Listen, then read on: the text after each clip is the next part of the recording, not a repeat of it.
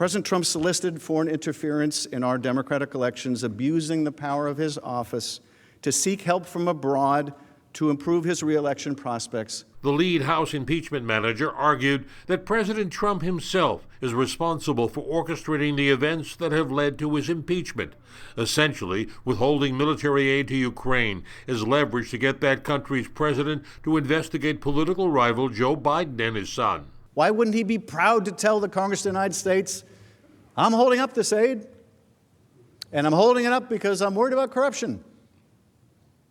Why wouldn't he? Because, of course, it wasn't true.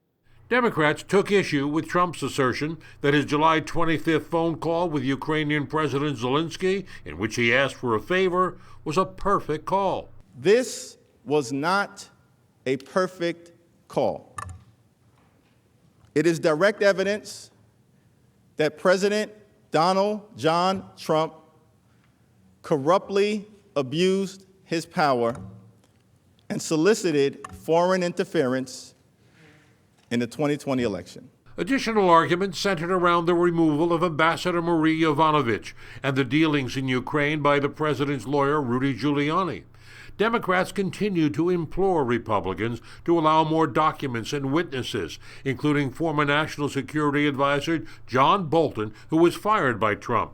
I think it's quite interesting that Ambassador Bolton categorized the corrupt scheme, the pressure campaign, as a, quote, drug deal. Now, we need to hear from Ambassador Bolton. In Davos, Switzerland, President Trump said he would be willing to interview Bolton, and he waffled over whether he would use executive privilege to block him from testifying in the Senate. He knows some of my thoughts. He knows what I think about leaders.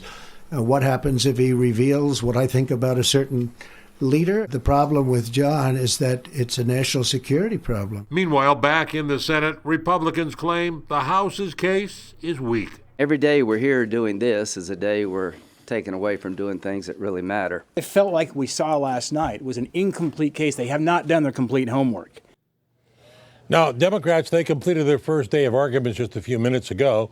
The president's team of lawyers, they get their turn on Saturday. And following 16 hours of questioning by senators next week, there's expected to be a partisan battle over whether or not to call witnesses before calling for a vote.